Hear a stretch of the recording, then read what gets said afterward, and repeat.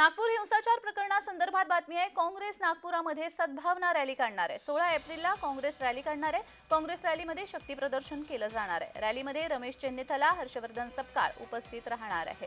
नागपूरमध्ये हिंसाचार प्रकरण झाल्यानंतर आता काँग्रेसची सद्भावना रॅली निघणार आहे। 16 एप्रिलला ही काँग्रेसची रॅली निघणार आहे।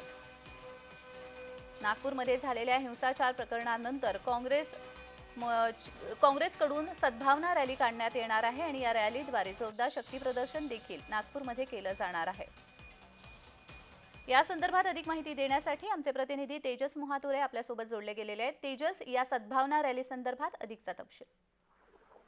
नक्कीच जान्हवी, महिनाभर आधी नागपुरात झालेल्या हिंसाचार घटनेच्या पार्श्वभूमीवर आपण जर बघितले असेल तर संपूर्ण महाराष्ट्र काय संपूर्ण देश सुद्धा हादरला आणि या पार्श्वभूमीवर आता काँग्रेस सुद्धा सज्ज झाली आहे। नागपुरात काँग्रेस पक्षाने 16 एप्रिलला सद्भावना रॅली काढण्याचे ठरवलेले आहे आणि या सद्भावना रॅलीच्या माध्यमातून काँग्रेस एका अर्थाने शक्ती प्रदर्शन करणार आहे, सांगणार आहे की आम्ही जातीय तेढ निर्माण करणाऱ्या पक्षासारखे नाही तर आम्ही सर्वांना घेऊन चालणार आहोत आणि सद्भावना निर्माण करण्याच्या माध्यमातून काँग्रेस या माध्यमातून इथले नेते आहेत, जे काँग्रेसचे नेते आहेत ते शक्ती प्रदर्शन करणार आहे। रॅलीसाठी चेन्नीथला जे काँग्रेसचे प्रभारी आहेत ते सुद्धा असणार आहे, प्रदेश अध्यक्ष हर्षवर्धन सपकाळ असणार आहेत, त्यासोबत नागपूरचे दिग्गज नेते असणार आहेत, काँग्रेसचे नेते असणार आहेत या सद्भावना रॅली।